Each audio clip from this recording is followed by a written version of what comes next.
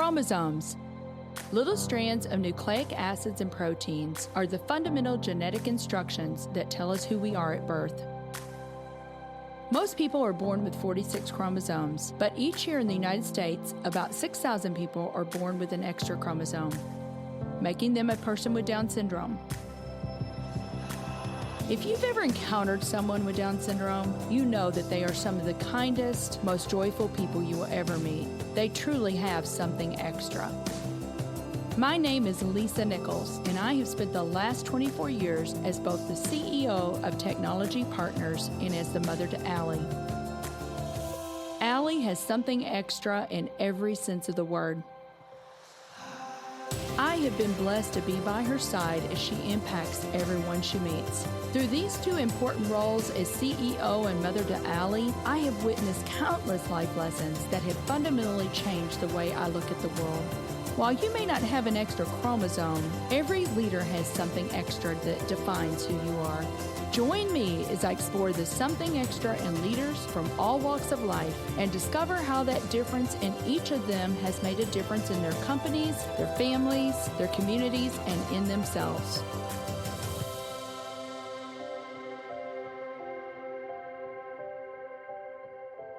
I'm very excited to have David Karandish on the show today. For more than 18 years, he has been focused on online advertising, SaaS, and artificial intelligence. Currently, David is founder and CEO of Capacity, an enterprise artificial intelligence SaaS company focused on helping teams do their best work. I am so honored and so privileged to have David Karandish on the show today. David, thank you so much for making the time. We've tried to get this going for a few months now, and with your travel schedule and my schedule has been difficult, but I am so excited to have you on the show today. Thank you for having me. I just want to jump in, though. So talk to us a little bit, David, about how you grew up. Yeah, so I grew up here in the St. Louis area. I was always a very curious kid, doing science experiments, and I can remember my favorite movie growing up was Back to the Future. So I always had makeshift DeLoreans in my basement. I connected with technology in high school and started to learn how to code, and it has been a fun adventure ever since. And I think, am I dreaming this, or did your dad bring home an old computer or something like that? I think your dad was the catalyst for that, right? Yeah, so my first computer was actually being thrown away at my dad's work, and he ended up taking it home, and then I ended up learning, at that time it was Windows programming development, and then eventually the web. But yeah, it really sparked a couple things in me. The ability to create and do that digitally and be able to do that quickly is very fun. But then also a real passion for bridging the digital divide and helping everyone have access to technology. How old were you when your dad brought that computer home? Probably about 15, somewhere in there. Well, then you went on. I know you went on. You graduated from high school, and then you went on to go to WashU at that point, and you got a computer science degree. Is that correct, from WashU? I got an undergrad bachelor's in computer science and a second major in entrepreneurship. Perfect segue, talking about entrepreneurship. When I think about David Karandish, I think you're a serial entrepreneur. So you've had success, but I know that even before Answers, which I want to talk about Answers a little bit, you have founded a few companies, and I know that all of them were successful, right? Wrong. Well, it depends on how you define success. They were successful from the standpoint of helping to learn, but they weren't all financially successful. A couple of examples. Originally started a web design company where we were building out web pages for people. And at that time, if you could build a website, you were somewhere between a wizard and a warlock in terms of your magical powers. Yes. But we realized pretty quickly that doing that type of work, we kept having to go find new clients because when the project was done, the project was over. Pretty soon after that, we ended up working with one of our clients and building out a lead generation website. And that went really well, but it was very, very competitive in the space that we were in. Then we started another business in the online retail space. We were one of the largest resellers of Von Dutch hats online. So those mesh trucker hats that were popular for about 15 minutes. Right. We were one of the resellers there.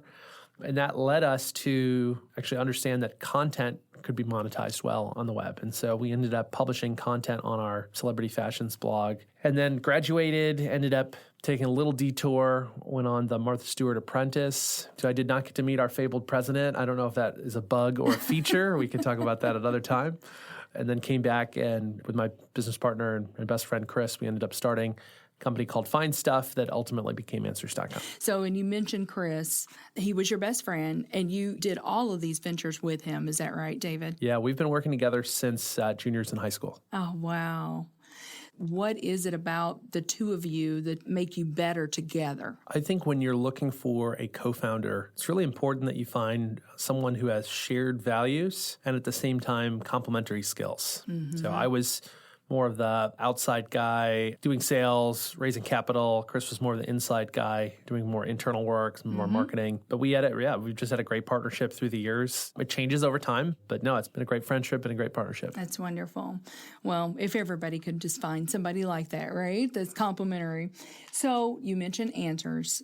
This was a major success for you guys. I mean, I'm sure people know about it, but if they don't, talk to us about what it is and then the life event that happened for you guys. Going back to 2006, we had started originally a comparison shopping engine called Find Stuff. And part of the way that we built it out is we ended up partnering with a lot of our competitors. So we had a partnership with Yahoo Shopping and Shopzilla and Shopping.com at the time. And as we started to build and grow, we developed a marketing platform that would attract users to our website who could then find what they were looking for. So we built that and we started to take off pretty quickly. But then over time, we started to verticalize and build out new properties in different categories. So we had an auto website and a health website and a travel website. But we needed content that would work in all of the categories that we were in. So we were out originally cutting deals with all the different content providers to syndicate their content to us. And that's when we had the idea of saying, what if we could place a question and answer module on these websites? Has a lot of value to the user, has a lot of value to the advertiser, and it's got a lot of value to the search engine because you get a lot of unique content. So one of our developers built a little Q&A module that we started applying to our sites.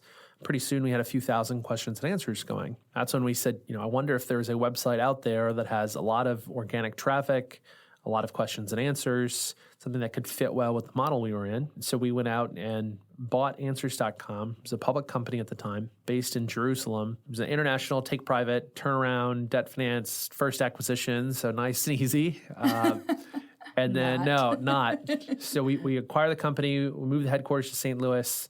Within 90 days, Google makes an algorithm change, and our $127 million acquisition went unprofitable. And then we had to go scrape and scratch and claw our way back to profitability. We eventually grew it to over $250 million in revenue and sold it to a private equity firm. For a lot of money. It was a good exit. It was a very good exit. See, I had not heard that story, that you, in 90 days, you went unprofitable. That had to have rocked you a little bit. What were the qualities, David, that you had to pull out at that time to keep going? One of the things that we learned early on is that you can build a business very quickly if you partner with another provider like a Yahoo or a Google. But when they sneeze, you catch a cold.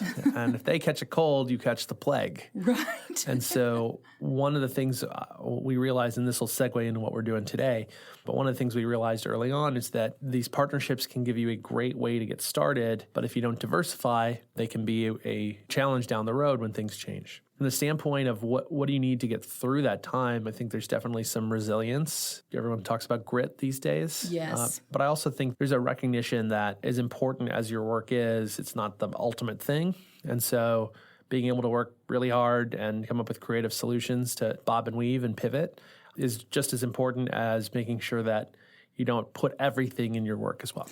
So if it's not everything, what are those things that are everything? In my life, it's my faith, my family, my wife, and my kids, and then I'd put work as number 3. Now, keeping that in order is not always easy. Can be a challenge. Especially as a startup entrepreneur, but that's what I strive to do. Very good. I love that.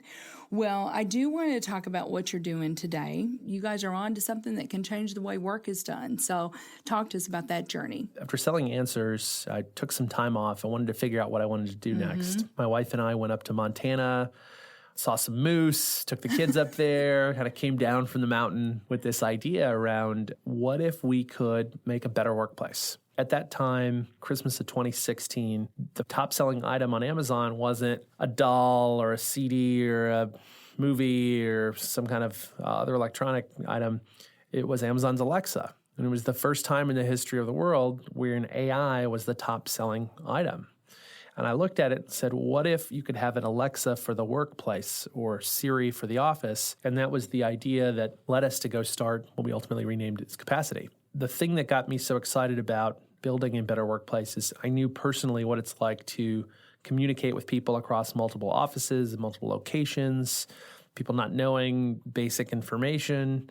And so we set off with this idea of being able to say, what if we could take all of your company intelligence, make it accessible in one place where you ask your question in natural language and get a response back. So that's what we've been building. We've been at it about 2.5 years, signed a couple dozen clients, a lot in the financial services space, specifically around this idea of connecting to all of your company intelligence and making it accessible via natural language. Right. And I know that you have said that studies show 30% of productive time is wasted trying to find information. Yeah, it's about a third of your workday is wasted looking for information. And that's what you guys are trying to eliminate. That's what we're trying to get rid of. Yeah, you're trying to subtract so you can add. Well, nobody likes looking for, I've never met anyone who's like, you know what, I really like diving in our 50-page employee handbook to try to find the answer to something. Or I really like poking around on our intranet and spending an hour trying to find an answer to my question. Nobody likes that. So, David, dig into this a little bit further. You say that there are 3 places that information lives in an organization. Yes. The 3 places where your company intelligence lives. It's your apps, your documents, and the minds of your team. So we've built out connectors to over 50 different apps. We've got some technology that we just submitted a patent on around mining information out of your documents. And then we are helping to organize the knowledge of your team so that you can ask Capacity a question and get an instant response back. Now, one of the things that we've learned over time is that no matter how great your AI is, if you have a question that's going to be outside of the bounds of the knowledge base or something that maybe just too complicated to answer today, you need to be able to gracefully move from that level 0 support up to level 1 support. So in our support automation suite, if you will, we've got our knowledge base that connects to those 3 places. We've also got a help desk where if you ask Capacity a question and it doesn't know the answer, it will route it to our Copilot console help desk. Then one of your team members can raise their hand and say, I know the answer to that. That then becomes part of the knowledge base going forward. And then the last piece we've really been working on most recently is this idea around automating your processes.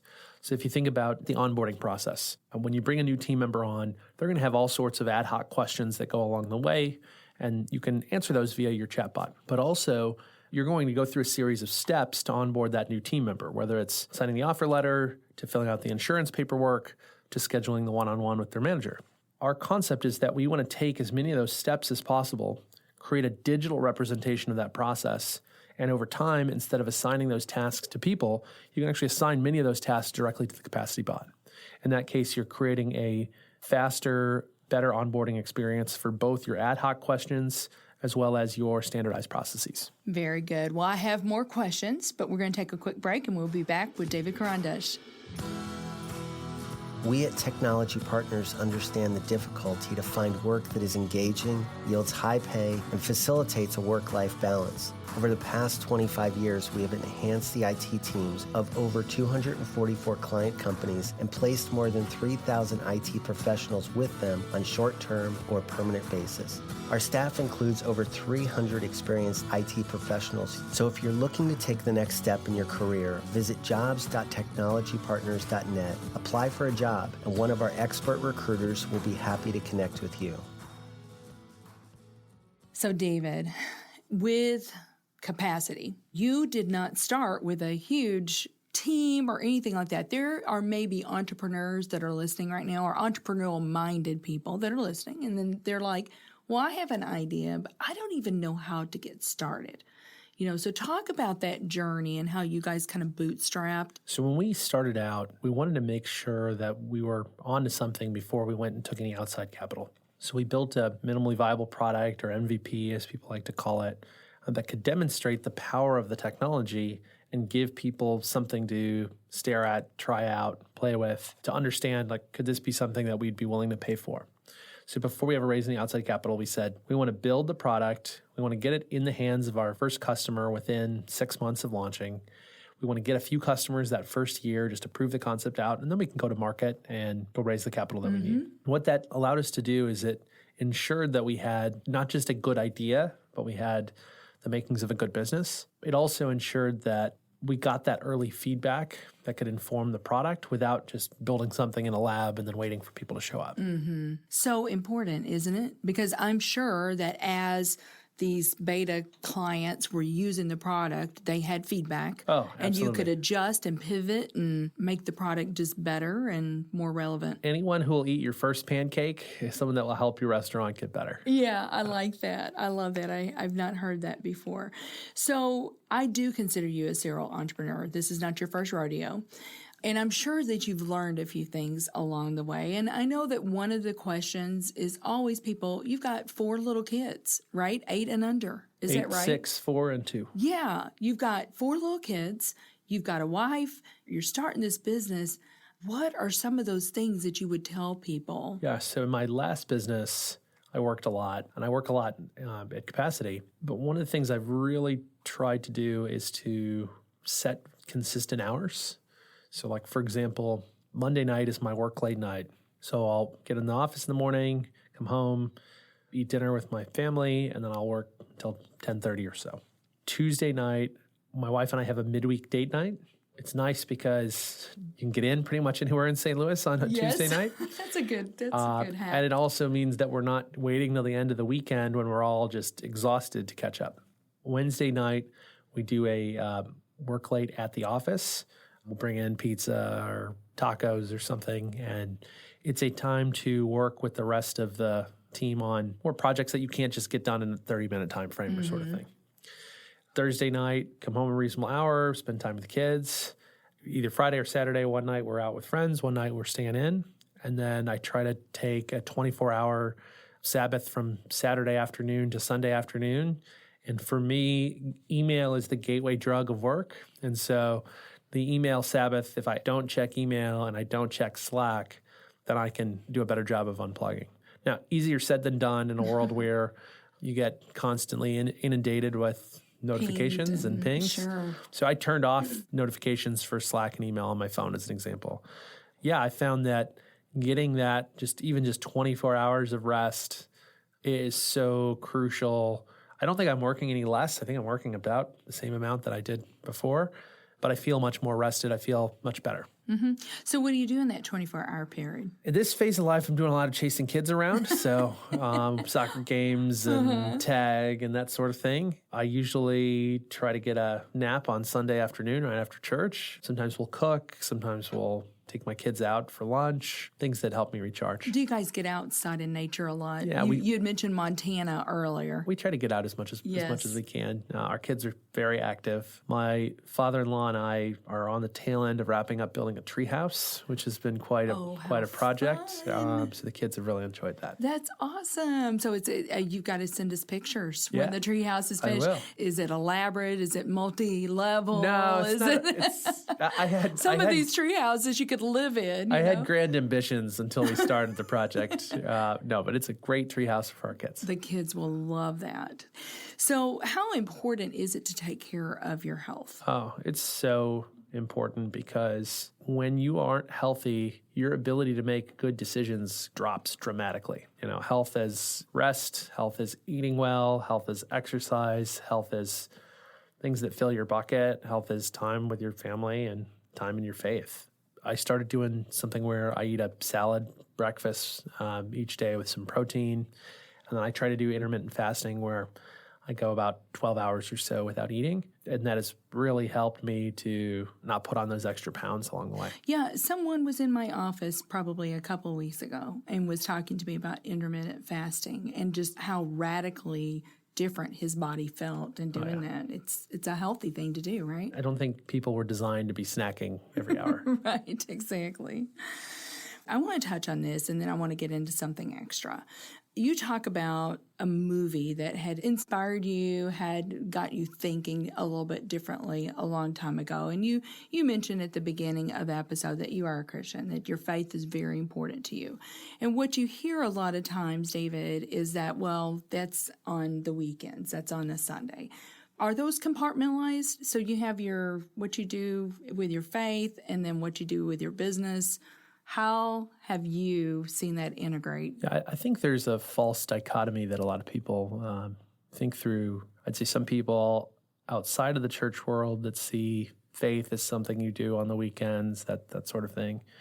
I think I see another viewpoint of folks who are in the church world who might view more directly tied to faith activities like missionary work as being a higher calling than what quote-unquote secular work. I tend to think that distinction is not correct. I think we're made to, whatever we do well, do it to the Lord and enjoy the time that we have. And so Chariots of Fire movie, that scene where, he says, I run because when I run, I feel God's pleasure, even though he could have gone off to do his missionary work.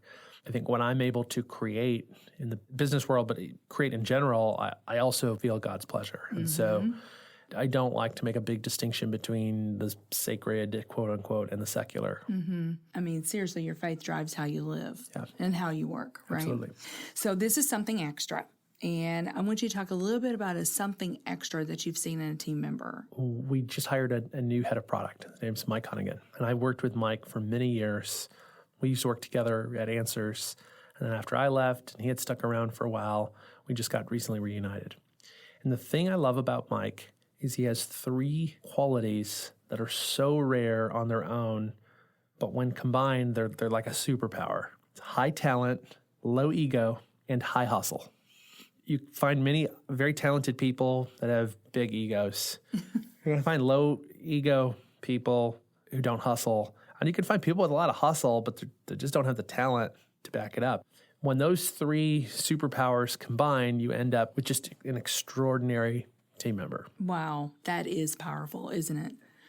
Because people that have the smarts but then have the high ego, it's just not much fun to be around those people, right? Yeah. No, and life's too short to work with people with too big of egos. Absolutely. Yeah, we always say there's always somebody smarter than you are, So can you tell a story about where something possibly was missing in you? Yeah, so when I had started Find Stuff, which became Announce Media, which became Answers, when I was 22 and single, I didn't have a lot of respect for the whole work-life balance stuff. I didn't have kids. I wasn't married. Now, starting Capacity with 4 kids, I have a lot more in tune to wanting people to be able to spend time with their families. At the same time, my views on work-life balance have evolved where I don't view it as a balance in the sense of you have a balance beam and you just put work on one side and you put family time on the other and you make sure that they even out. I really like to think of it in terms of work-life wholeness. So when I'm at work, I want to be 2 feet in, working as hard as I possibly can. And when I'm with my family, I want to be with my family and not constantly checking emails in Slack and doing work on the side. And so I think I've kind of come full circle from work being, one of the highest on the list to now saying, no, go and work hard, but be wholly in whatever you do. I love that. Well, you're setting a great example for your children. And doing the best I can. Yeah, my wife really sets the best example. I'm in her shadow. It's good to have that good partner, isn't it, David? Yes. I think your kids, they'll remember, that dad, because you hear that so many times. It's like my dad was never around. We didn't have a relationship with my dad because he was working all the time.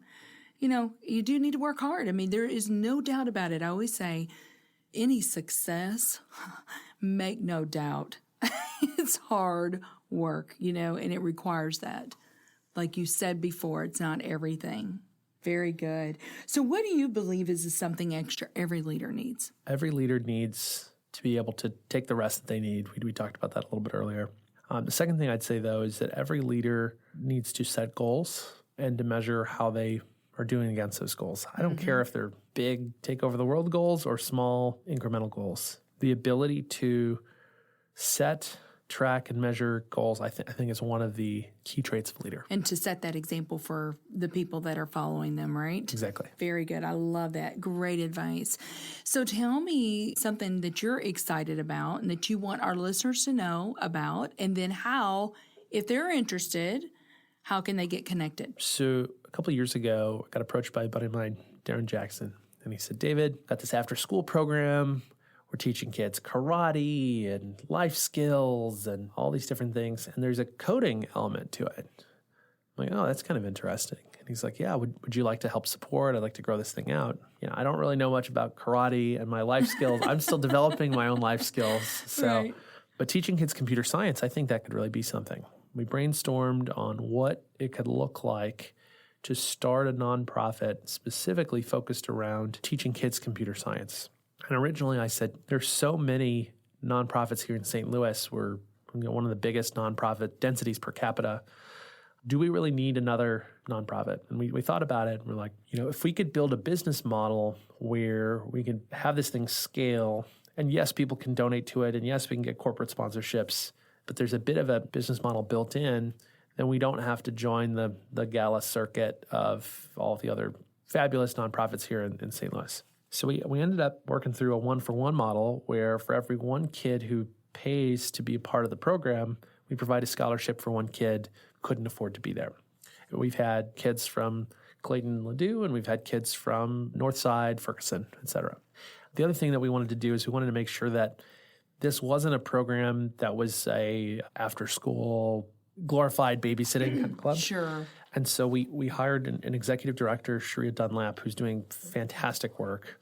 And she helped adapt WashU's CS 131 course down for the kids. And so our kids are learning collegiate level computer science, but in a way that is attractive to them in the form of fun, which is the best form of learning. So kids might be learning a computer science concept and then applying it in their Flappy Birds clone game. Or they might be setting up an Amazon web server to go apply something that they learned. We've even got a couple kids who started their own web business out of the program itself. If you're interested in either volunteering for Create a Loop, putting your kids through Create a Loop, or corporate sponsorships, just check us out at createaloop.org. I'm super passionate about this. I believe that no matter where you live, no matter what your socioeconomic background is, you should have access to computer science education. Mm-hmm.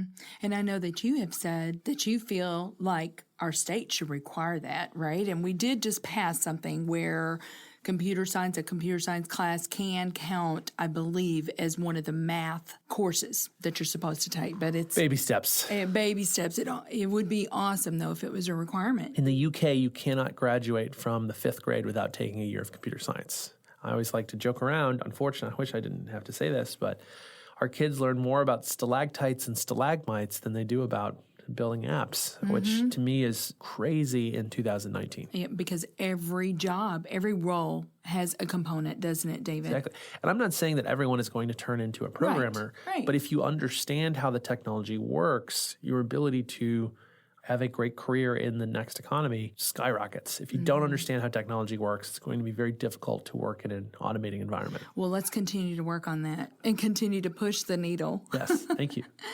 Well, David, this has just been such a pleasure having you. Oh, my goodness. I could sit here for hours and just talk about life and talk about entrepreneurship and all those things. But thank you so much for being here. I really do appreciate your time. Thanks for having me. Thank you for listening to today's show. Something Extra with Lisa Nichols is a Technology Partners production. Copyright Technology Partners, Inc., 2019.